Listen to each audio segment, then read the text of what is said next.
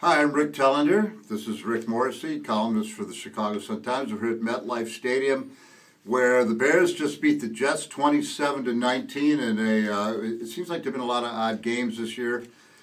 Rick, one thing that happened in this game, I was just looking here real quick. I'm going to put my spectacles on for a second. Okay. This is trouble. The Bears had fewer first downs. They had less total yardage. They had fewer offensive plays. They had less in the average yard per play. They had fewer rushing yards, passing yards. They also had their punts weren't as good, and the only thing they were better at was red zone, and they didn't throw as many interceptions. They had the ball for less amount of time than the Jets. So how did the Jets lose a game like this? The Jets lost the game because they made a lot of stupid plays, and the Bears won the game because they took advantage of turnovers. And one of the things I pointed out in my column is that this is starting to look a little bit like a Lovie Smith team. The last two games. Yes, I said it. The last two games, the turnovers. Three picks on Colin Kaepernick. 3 turnovers this game. There were some dumb passes by Geno Smith in this game that the Bears took advantage of. No apologies. Well, necessary. He's a young guy. He's 23 years old, and young guys make mistakes in the NFL.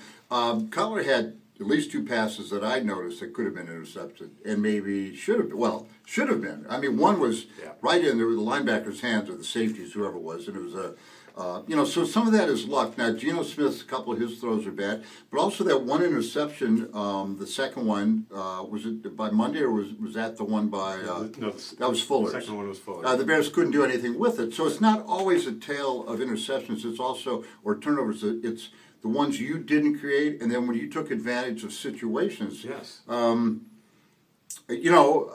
was very curious. Brandon Marshall had a terrible game. He was hurt, but he only had 6 yards. So what did you think about the Bears receiving today?